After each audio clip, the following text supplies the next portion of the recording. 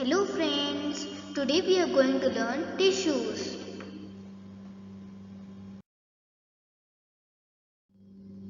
Are plants and animals made of same types of tissues? There are noticeable differences between the two. Plants are stationary or fixed. They do not move. Since they have to be upright, they have a large quantity of supportive tissues. The supportive tissues generally have dead cells. Animals on the other hand moves around in search of food, mates and shelter. They consume more energy as compared to plants. Most of the tissues they contain are living. Another differences between animals and plants is in the pattern of growth. The growth in plants is limited to certain regions while this is not so in animals. There are some tissues in plants that divide throughout their life.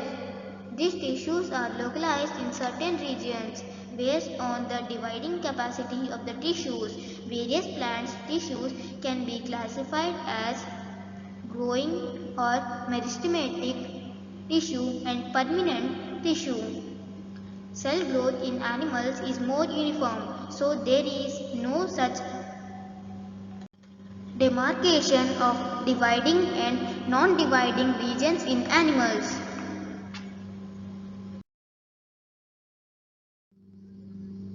Plant tissues. Meristematic tissue. The growth of plants occur only in certain specific regions. This is because the dividing tissue, also known as meristematic tissue, is located only at these points, depending on the region where they are present. Meristematic tissues are classified as apical, lateral, and intercalary. New cells produced by meristem are initially like those of meristem itself, but as they grow and mature, their characteristics slowly change and they become differentiated as components of other tissues. Apical meristem is present at the growing tips of stem and root and increases the length of stem and the root. The width of the stem or root increases due to lateral meristem. Intercalary meristem seen in some plants is located near the node. Cells of meristematic tissue are very active. They have dense cytoplasm, thin cellulose walls, and prominent nuclei. They lack vacuoles.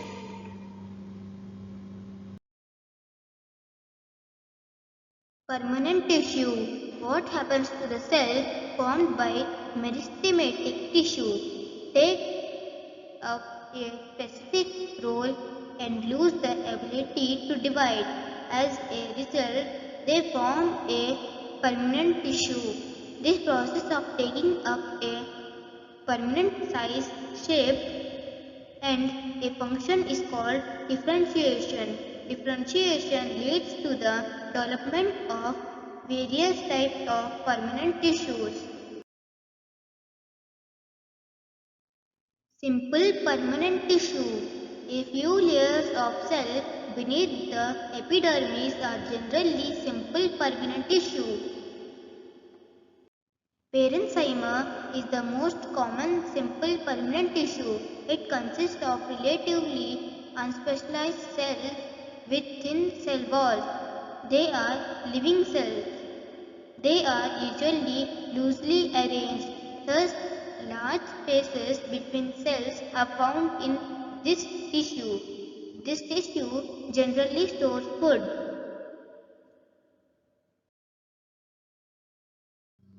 In some situations, it contains chlorophyll and performs photosynthesis, and then it is called parenchyma. In aquatic plants, large air cavities are present in parenchyma to help them float. Such a parenchyma type is called parenchyma. The flexibility in plants is due to another permanent tissue, collenchyma. It allows bending of various parts of a plant like tendrils and stems of climbers without breaking. It also provides mechanical support. We can find this tissue in leaf stalks below the epidermis. The cells of this tissue are living, elongated and irregularly thicked at the corners. There is very little intercellular space. Yet another type of permanent tissue is sclerenchyma. It is the tissue which makes the plant hard and stiff. We have seen the husk of a coconut. It is made of sclerenchyma tissue. The cells of this tissue are dead. They are long and narrow as the walls are thick due to lignin. Often these walls are so thick that there is no internal space inside the cell. This tissue is present in stems, around vascular bundles, in the veins of leaves, and in the hard covering of seeds and nuts. It provides strength to the plant's part.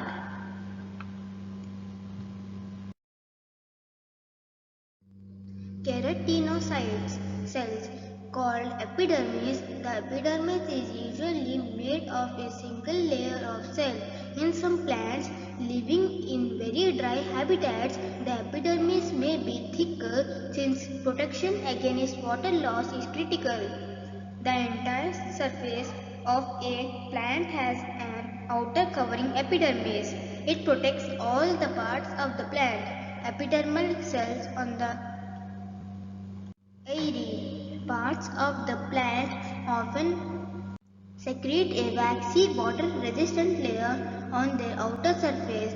This aids in protection against loss of water, mechanical injury, and invasion by parasitic fungi.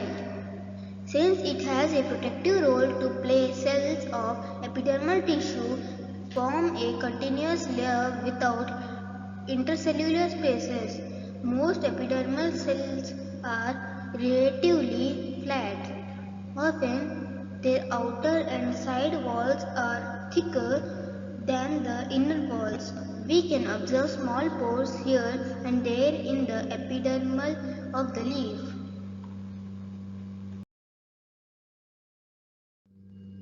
These pores are called stomata. Stomata are enclosed by two kidney-shaped cells called guard cells. They are necessary for exchanging gases with the atmosphere. Transpiration also takes place through stomata.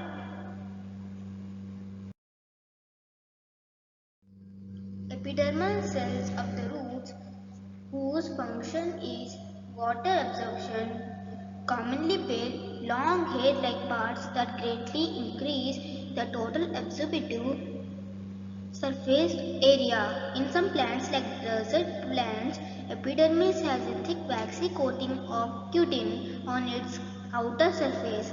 Can we think of a reason for this? Is the outer layer of a branch of tree different from the outer layer of a young stem? As plants grow older, the outer protective tissue undergoes certain changes. A strip of secondary meristem located in the cortex forms layers of cells which constitute the cork.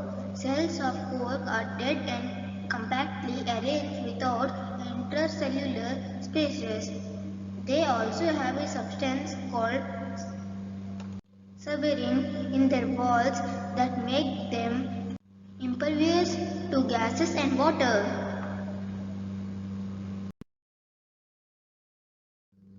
Complex permanent tissue. The different types of tissues we have discussed until now are all made of one type of cell which look like each other. Such tissues are called simple permanent tissues. Yet another type of permanent tissue is called complex tissue. Complex tissues are made of more than one type of cell. All these cells coordinate to perform a common function. Xylem and phloem are examples of such complex tissues. They are both conducting tissues and constitute a vascular bundle. Vascular tissue is a distinctive feature of the complex plants on that has made possible their survival in the terrestrial environment.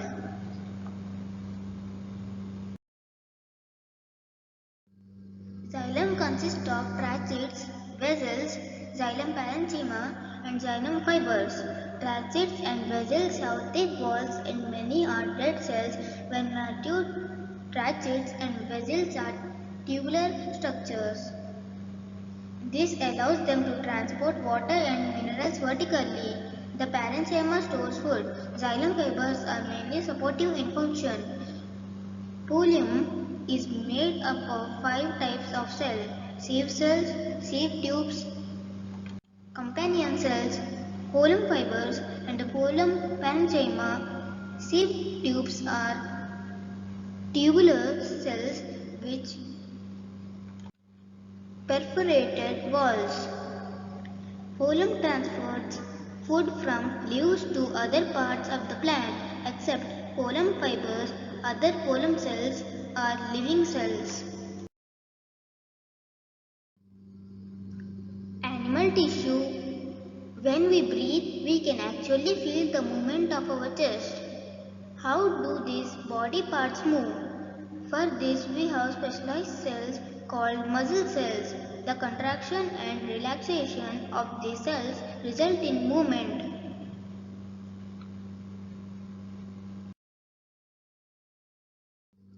The functions of mitochondria, we studied earlier, provide a clue to these questions. Blood flows and carries various substances from one part of the body to the other.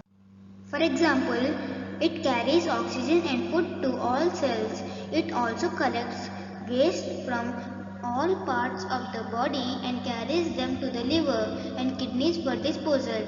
Blood and muscles are both examples of tissues found in our body. On the basis of the functions they perform, we can think of different types of animal tissue such as epithelial tissue, connective tissue, muscular tissue, and nervous tissue. Blood is a type of connective tissue and muscle forms muscular tissue.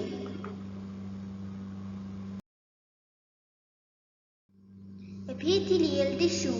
The covering or protective tissues in the animal's body are epithelial tissues. Epithelium covers most organs and cavities within the body.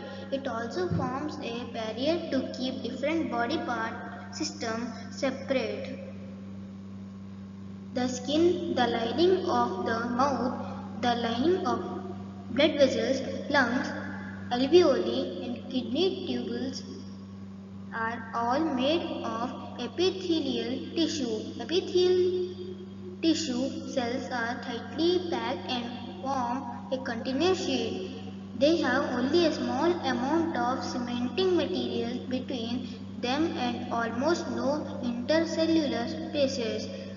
Obviously, anything entering or leaving the body must cross at least one layer of epithelium. As a result, the permeability of the cells of various epithelia play an important role in regulating the exchange of minerals between the body and the external environment and also between different parts of the body.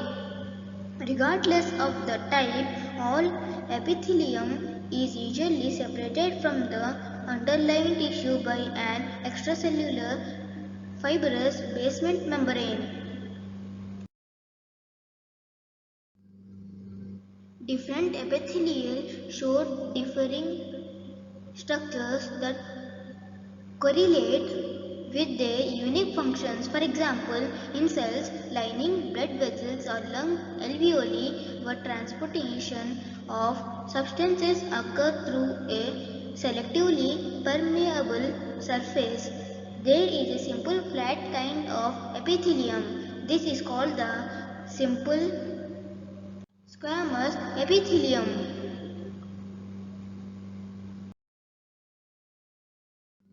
Simple squamous epithelial cells are extremely thin and flat and form a delicate lining.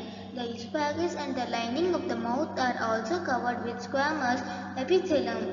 The skin which protects the body is also made of squamous epithelium. Skin epithelial cells are arranged in many layers to prevent wear and tear. Since they are arranged in a pattern of layers, the epithelium is called stratified squamous epithelium, where absorption and secretion occur, as in the inner lining of the intestine. Tall epithelial cells are present. This columnar epithelium facilitates movement across the epithelial barrier.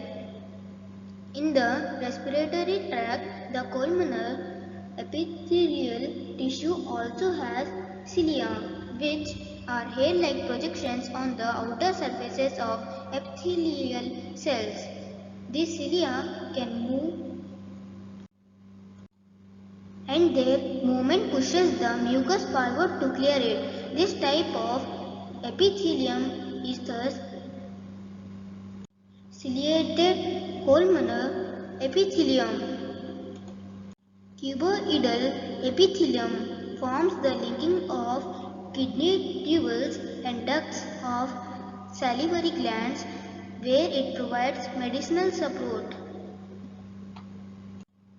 Epithelial cells often acquire additional specialization as gland cells, which can secrete substances at the epithelial surface. Sometimes a portion of the epithelial tissue folds inward and a multicellular gland is formed. This is called glandular epithelium.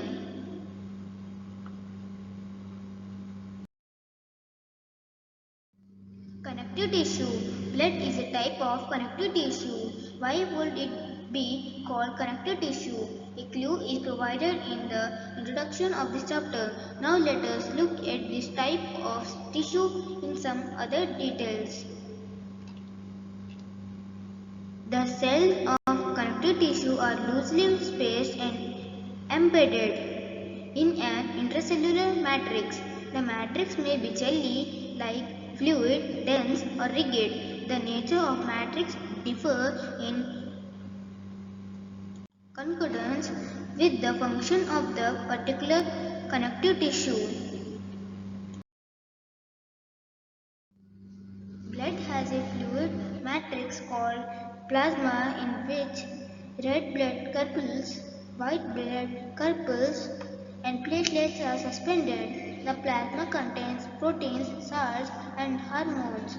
Blood flows and transports gases, digested food, hormones and waste materials to different parts of the body. Body is another example of a connective tissue. It forms the framework that supplies the body. It also anchors the muscles and supports the main organ of the body. It is a strong and non-flexible tissue. Bone cells are embedded in a hard matrix that is composed of calcium and phosphorus compounds. Two bones can be connected to each other by another type of connective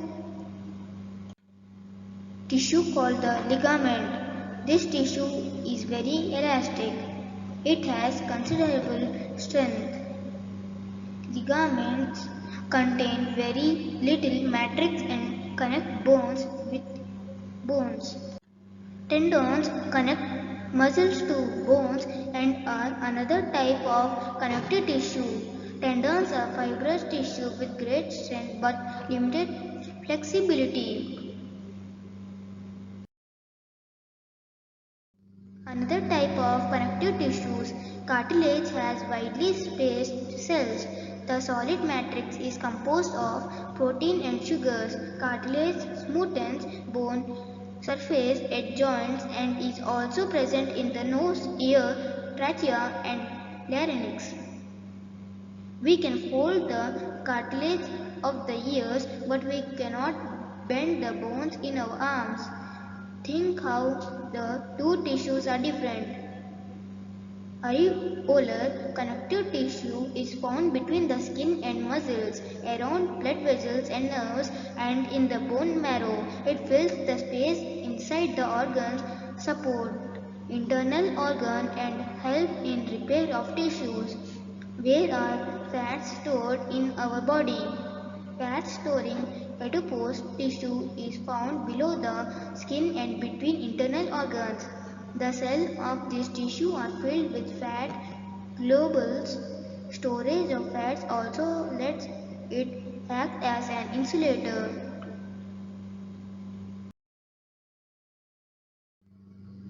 Muscular tissue. Muscular tissue consists of elongated cells, also called muscle fibers. This tissue is responsible for movement in our body. These muscles are also called skeletal muscles as they are mostly attached to our body and help in body movement. Under the microscope, these muscles show alternate light and dark bands or striations when strained approximately. As a result, they are also called straightened muscles. The cells of this tissue are long, cylindrical, unbranched and multinucleate. The movement of food in the alimentary canal or the contraction and relaxation of blood vessels are involuntary movements. We cannot really start them or stop them simply by wanting to do so. Smooth muscles or involuntary muscles control such movements.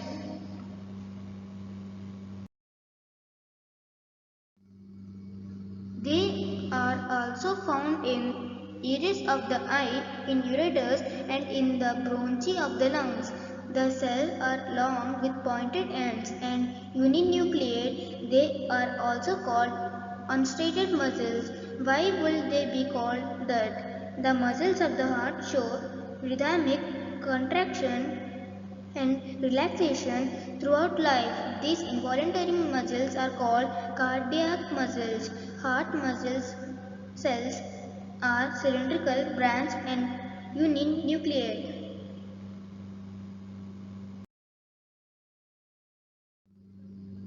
Nervous tissue.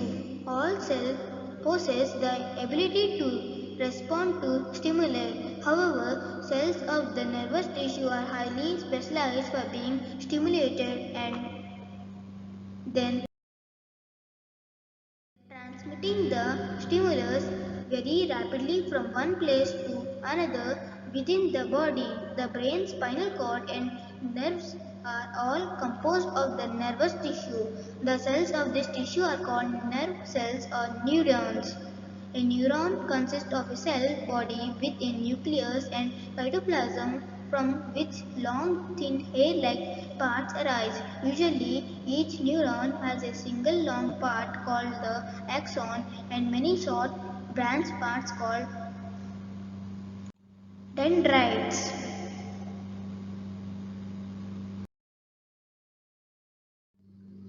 An individual nerve cell may be up to a meter long. Many nerve fibers bound together by connective tissue make up a nerve. The signal that passes along the nerve fiber is called a nerve impulse. Nerve impulses allow us to move our muscles when we want to. The functional combination of nerve and muscle tissue is fundamental to most animals. This combination enables animals to move rapidly in response to stimuli.